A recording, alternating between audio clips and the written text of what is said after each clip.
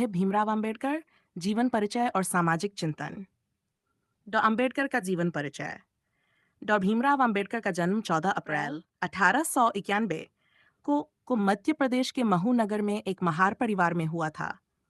वे दलितों के नेता और सामाजिक समानता के लिए जीवन पर्यंत संघर्ष करने वाले महान विचारक थे। बड़ौदा के महाराजा ने उन्हें छात्रवृत्ति प्रदान करके उच्च शिक्षा के लिए अमेरिका भेजा। आम्बेडकर ने अंग्रेजों द्वारा आयोजित तीनों गोलमेज सम्मेलनों में अनुसूचित जातियों के प्रतिनिधि के रूप में भाग लिया। स्वतंत्र भारत के केंद्रीय मंत्रिमंडल में डॉक्टर आम्बेडकर प्रथम विधि मंत्री नियुक्त किए गए। विधि मंत्री के रूप में उन्हें संविधान निर्माण की प्रारूप समिति का अध्यक्ष बनाया गया। हिंदू कोड बिल और त्यागपत्र 5 फरवरी 1951 को डॉक्टर आम्बेडकर ने संसद में हिंदू कोड बिल प्रस्तुत किया। इस विधेयक के असफल हो जाने के बाद 27 सितंबर 1951 को उन्होंने नेहरू मंत्रिमंडल से त्यागपत्र दे दिया। पत्र पत्रिकाओं का प्रकाशन। डॉक्टर आम्बेडकर ने सामाजिक जागरूकता और दलितों के अधिकारों के लिए पत्र पत्रिकाओं का प्रकाशन किया। मूकनायक। साप्ताहिक 1920, बहिष्कृत भारत, पाक्षिक 1927। धर्मनिरपेक्ष राज्य। डॉ आम्बेडकर धर्मनिरपेक्ष राज्य के समर्थक थे। उनके राजनीतिक चिंतन में राज्य को किसी एक धर्म के आधार पर संचालित करने के बजाय समानता और सामाजिक न्याय पर आधारित होना चाहिए। डॉक्टर आम्बेडकर की प्रमुख रचनाएं। Waiting for a visa 1935-36। ये डॉक्टर आम्बेडकर की आत्मकथा है। Castes in India. मई 1917 who were the Shudras. 1946 the origin of untouchables. 1948 riddles in Hinduism. 1997 the annihilation of caste. 1936 ब्राह्मणवादी व्यवस्था और वर्ण व्यवस्था की आलोचना। डॉनिका आम्बेडकर ने ब्राह्मणवादी व्यवस्था की आलोचना की। उन्होंने वर्ण व्यवस्था के नियमों को पूर्णतः अवैज्ञानिक, अव्यावहारिक, अन्यायपूर्ण और गरिमाहीन माना। डॉक्टर आम्बेडकर ने वर्ण व्यवस्था की तुलना प्लेटो की सामाजिक व्यवस्था की परिकल्पना से की। उनके अनुसार वर्ण व्यवस्था में वे दोष विद्यमान थे जो प्लेटो की सामाजिक संरचना की परिकल्पना में भी दिखाई देते हैं। जाति व्यवस्था का विरोध। डॉक्टर आम्बेडकर ने जाति व्यवस्था का घोर विरोध किया। उनके अनुसार हिंदू समाज की अनेक विकृतियों और अन्यायों के लिए जाति व्यवस्था उत्तरदायी है। डॉक्टर आम्बेडकर के अनुसार जातीय व्यवस्था में सामाजिक और आर्थिक विकास के लिए कोई स्थान नहीं है, इसलिए वे जाति व्यवस्था के उन्मूलन को सामाजिक समानता और सामाजिक विकास के लिए आवश्यक मानते थे। अस्पृश्यता का विरोध। डॉस आम्बेडकर ने छुआछूत अर्थात अस्पृश्यता का विरोध किया। उनके अनुसार अस्पृश्यता की जड़ें वर्ण व्यवस्था में हैं, इसलिए डॉक्टर आम्बेडकर ने समाज के उत्थान के लिए अस्पृश्यता का निवारण अत्यंत आवश्यक माना। वर्ण व्यवस्था में शूद्रों का स्थान। डॉसन आम्बेडकर ने वर्ण व्यवस्था में शूद्रों को दिए गए स्थान के आधार पर भी उसका विरोध किया। उन्होंने शूद्रों की उत्पत्ति और उनके सामाजिक स्थान के संबंध में अपने विचार अपनी प्रसिद्ध रचना शूद्र कौन थे में प्रस्तुत किए। शूद्रों की उत्पत्ति। डॉक्टर आम्बेडकर ने अपनी रचना शूद्र कौन थे में शूद्रों की उत्पत्ति के संबंध में अपने विचार दिए। डॉक्टर आम्बेडकर के अनुसार शूद्र कोई पृथक वर्ण नहीं थे, बल्कि क्षत्रिय वर्ण का ही भाग थे। उनका प्रसिद्ध विचार है, शूद्र वे क्षत्रिय थे जिनका ब्राह्मणों ने उपनयन संस्कार करना बंद कर दिया था।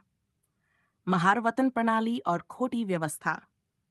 महार वतन प्रणाली महाराष्ट्र में प्रचलित थी।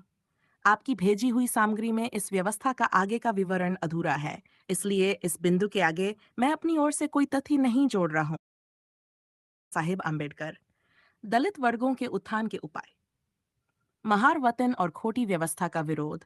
महार वतन प्रणाली में यदि कोई व्यक्ति अपने निर्धारित कार्य के लिए अनुपस्थित रहता था तो उसके परिवार के किसी सदस्य को अनिवार्य रूप से उसके स्थान पर कार्य करना पड़ता था। खोटी व्यवस्था में खोट जमींदार किसानों से राजस्व वसूली का कार्य करते थे। खोटी व्यवस्था महाराष्ट्र के कोंकण क्षेत्र में प्रचलित भूमि प्रबंध की एक व्यवस्था थी। डॉक्टर आम्बेडकर ने महार वतन प्रणाली और खोटी व्यवस्था दोनों का विरोध किया। दलित वर्गों के उत्थान के उपाय। डॉविन ने आम्बेडकर के अनुसार हिंदू समाज के परंपरागत विधान में क्रांतिकारी परिवर्तन करके हिंदू समाज को समता और प्रति के आदर्शों के आधार पर संगठित किया जाना चाहिए। दलित वर्गों के उत्थान के लिए डॉक्टर अंबेडकर ने जाति प्रथा के स्वरूप में परिवर्तन का सुझाव दिया। शिक्षित बनो डॉ अम्बेडकर ने दलित वर्गों की दशा सुधारने के लिए शिक्षा को अत्यंत महत्वपूर्ण माना। उन्होंने दलित वर्गों को शिक्षित, जागरूक और संगठित होने की आवश्यकता पर बल दिया। शिक्षा दलितों के सामाजिक उत्थान का महत्वपूर्ण साधन है। संगठित बनो डॉ अम्बेडकर ने दलितों के शोषण को रोकने के लिए उन्हें संगठित होने का आह्वान किया। उनके अनुसार जब तक दलित वर्ग संगठित नहीं होगा, तब तक वह अपने अधिकारों और सामाजिक सम्मान के लिए प्रभावी संघर्ष नहीं कर सकेगा।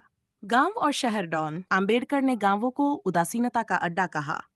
उन्होंने दलित वर्ग के सदस्यों को गांव छोड़ने का सुझाव दिया और भावी भारत में शहरों को अत्यधिक महत्व दिया। शिक्षा और सेवा में आरक्षण दलित वर्गों की दशा में सुधार के लिए डॉक्टर अंबेडकर ने दलित विद्यार्थियों को शिक्षा तथा सेवाओं में आरक्षण प्रदान करने का समर्थन किया। धर्म परिवर्तन और बौद्ध धर्म डॉविदे ने अंबेडकर ने दलित वर्गों की दशा में सुधार के लिए धर्म परिवर्तन करके बौद्ध धर्म स्वीकार करने का सुझाव दिया। 1956 डॉ में डॉसन स्वयं बौद्ध धर्म स्वीकार किया। अंबेडकर ने भारत के औद्योगीकरण को दलितों के उद्धार का एक प्रभावशाली उपाय माना। औद्योगीकरण के माध्यम से पारंपरिक सामाजिक और आर्थिक संरचनाओं में परिवर्तन संभव था। दलितों के संगठन दलित वर्गों के उत्थान के लिए डॉ अंबेडकर ने विभिन्न राजनीतिक संगठनों की स्थापना की। इंडिपेंडेंट लेबर पार्टी अगस्त 1936, शेड्यूल्ड कास्ट फेडरेशन 1942। डॉ अंबेडकर के राजनीतिक विचार राज्य का स्वरूप डॉ अंबेडकर ने राज्य का उदारवादी स्वरूप स्वीकार किया। वे कल्याणकारी राज्य के समर्थक थे। संसदीय शासन प्रणाली डॉ ने संसदीय शासन प्रणाली का समर्थन किया। वे ऐसी शासन व्यवस्था के पक्षधर थे जिसमें शासन जनता के प्रति उत्तरदायी हो। राजनीति में भक्ति और वीर पूजा डॉ अंबेडकर का अत्यंत महत्वपूर्ण विचार था। धर्म में भक्ति आत्मा की मुक्ति का मार्ग हो सकती है, परंतु राजनीति में भक्ति या वीर पूजा अपकर्ष और संभावित तानाशाही के लिए मार्ग सुनिश्चित करती है। इसलिए डॉ अंबेडकर ने राजनीति में व्यक्ति पूजा और अंधभक्ति का विरोध किया। शक्तियों का विभाजन डॉ अंबेडकर ने ऐसी शासन प्रणाली का समर्थन किया जो शक्तियों के विभाजन पर आधारित हो। उनके अनुसार कार्यपालिका, व्यवस्थापिका और न्यायपालिका की शक्तियां एक ही स्थान पर केंद्रित नहीं होनी चाहिए।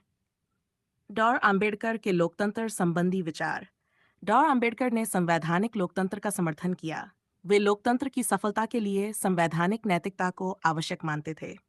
राजनीतिक लोकतंत्र और सामाजिक आर्थिक लोकतंत्र डॉ अंबेडकर के अनुसार राजनीतिक लोकतंत्र की सफलता के लिए सामाजिक और आर्थिक लोकतंत्र पूर्व शर्त हैं। अर्थात केवल राजनीतिक अधिकारों से लोकतंत्र पूर्ण नहीं हो सकता। समाज में यदि सामाजिक और आर्थिक असमानता बनी रहती है तो राजनीतिक लोकतंत्र कमजोर हो जाता है। लोकतंत्र में सत्ता पर नियंत्रण डॉ अंबेडकर के अनुसार स्वतंत्र शासन और लोकतंत्र तभी वास्तविक होते हैं जब शासक वर्ग की सत्ता को सीमित किया जा सके। इसलिए केवल संविधान और वयस्क मताधिकार से ही लोकतंत्र स्थापित नहीं हो जाता। लोकतंत्र की प्रमुख समस्याएं सामाजिक और आर्थिक लोकतंत्र का अभाव राजनीतिक लोकतंत्र से पहले या उसके साथ सामाजिक और आर्थिक लोकतंत्र की स्थापना आवश्यक है। लोकतंत्र किसके लिए है? यह प्रश्न अत्यंत महत्वपूर्ण है कि लोकतंत्र किसके लिए है। समाज में शासक और शासित के बीच सत्ता का संघर्ष बना रहता है। सत्ताधारी वर्ग का प्रभुत्व सत्ताधारी वर्ग अपनी शक्ति और प्रतिष्ठा के कारण वंचित वर्गों पर प्रभुत्व स्थापित करने में सफल हो सकता है। जाति, वर्ग और लोकतंत्र डॉ अंबेडकर ने देश की स्वतंत्रता और लोगों की स्वतंत्रता के बीच अंतर किया। उनके अनुसार विदेशी शासन से देश की स्वतंत्रता प्राप्त कर लेना और देश के लोगों को वास्तविक स्वतंत्रता मिल जाना दो अलग अलग बातें हैं। डॉ अंबेडकर के अनुसार केवल देश की स्वतंत्रता पर्याप्त नहीं है, बल्कि लोगों की स्वतंत्रता भी आवश्यक है। उनके अनुसार भारत में ब्राह्मणवादी व्यवस्था विद्यमान थी। इसलिए भारत में लोगों की स्वतंत्रता का प्रश्न केवल विदेशी शासन से मुक्ति का प्रश्न नहीं था, बल्कि ब्राह्मणवादी व्यवस्था और सामाजिक असमानता से मुक्ति का प्रश्न भी था। डॉक्टर आम्बेडकर के अनुसार भारत में जाति वर्ग से अधिक महत्वपूर्ण है। अब तक आम्बेडकर के राजनीतिक चिंतन की पूरी श्रृंखला जाति व्यवस्था, सामाजिक असमानता, अस्पृश्यता और शोषण, शिक्षा और संगठन, राजनीतिक प्रतिनिधित्व, सामाजिक और आर्थिक लोकतंत्र, वास्तविक स्वतंत्रता और सामाजिक न्याय अधिकारों के प्रति दृष्टिकोण डॉन आम्बेडकर मानवाधिकारों के प्रबल समर्थक थे। उनके अनुसार नागरिकों के कुछ अधिकारों को अनुल्लंघनीय माना जाना चाहिए, अर्थात ऐसे अधिकार जिन्हें किसी भी परिस्थिति में मनमाने ढंग से समाप्त या छीना नहीं जा सके। इन अधिकारों को संवैधानिक सुरक्षा प्रदान की जानी चाहिए ताकि राज्य या कोई भी सत्ता नागरिकों के मूल अधिकारों का मनमाना उल्लंघन न कर सके। डॉक्टर आम्बेडकर के आर्थिक विचार। आम्बेडकर भारी उद्योगों के समर्थक थे। वे मिश्रित अर्थव्यवस्था के पक्षधर थे, अर्थात अर्थव्यवस्था में सार्वजनिक और निजी दोनों क्षेत्रों की भूमिका होनी चाहिए। कृषि क्षेत्र में डॉक्टर आम्बेडकर ने सहकारी कृषि का समर्थन किया। आर्थिक विचारों से संबंधित प्रमुख रचनाएं administration and finance of the East India Company 15 मई 1915 लाई the evolution of provincial finance in British India 1925 the problem of the rupee its origin and its solution 1923 the problem of small holdings in India and their remedies 1918 मार्क्सवाद की आलोचना। अंबेडकर ने वर्ग संघर्ष के विचार का विरोध किया। उनके अनुसार केवल वर्ग संघर्ष के माध्यम से समाज से गरीबी और शोषण को समाप्त नहीं किया जा सकता। उन्होंने भारत के साम्यवादी दलों की भी आलोचना की। उनके अनुसार ये दल उच्च जाति के लोगों का संगठन है। डॉक्टर आम्बेडकर ने बौद्ध धर्म को मार्क्सवाद से बेहतर माना। डॉक्टर आम्बेडकर द्वारा गांधी जी की आलोचना। डॉस अंबेडकर के अनुसार गांधी जी द्वारा चलाया गया अछूतों के उद्धार का कार्यक्रम भ्रामक था। उनके अनुसार ये सनातनवाद का दूसरा रूप था। डॉक्टर अंबेडकर के अनुसार परंपरागत हिंदूवाद की सभी बुराइयां गांधी जी में विद्यमान हैं। उनके अनुसार गांधी जी वर्ण व्यवस्था के समर्थक थे।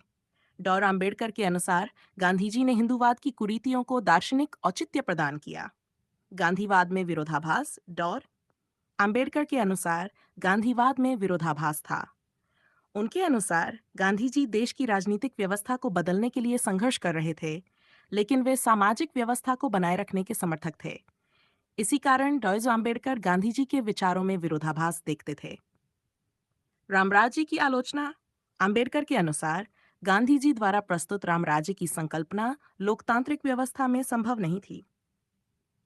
ट्रस्टीशिप सिद्धांत की आलोचना। डॉक्टर अंबेडकर ने गांधी जी के ट्रस्टीशिप सिद्धांत को पूर्णतः अस्वीकार कर दिया। उन्होंने इस सिद्धांत को हास्यास्पद बताया।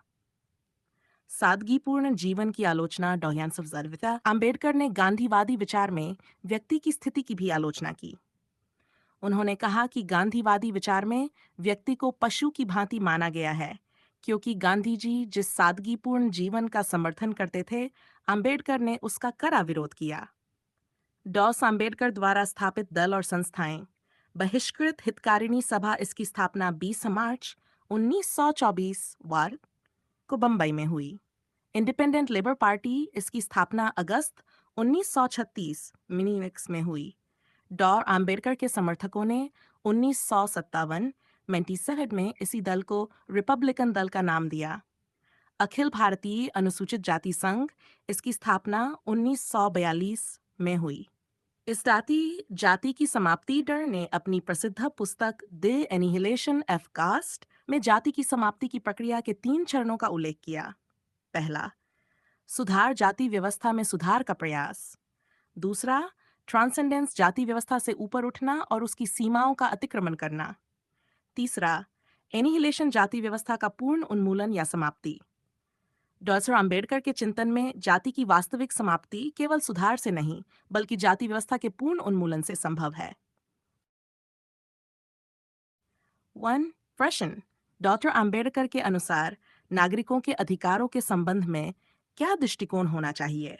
उत्तर। डॉक्टर अंबेडकर के अनुसार उनके कुछ अधिकारों को अनुल्लंघनीय माना जाना चाहिए और उन्हें संवैधानिक सुरक्षा प्रदान की जानी चाहिए।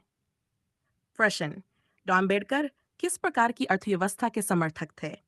उत्तर, डॉक्टर अंबेडकर मिश्रित अर्थव्यवस्था के समर्थक थे। प्रश्न, कृषि क्षेत्र के संबंध में डॉ अंबेडकर का क्या विचार था?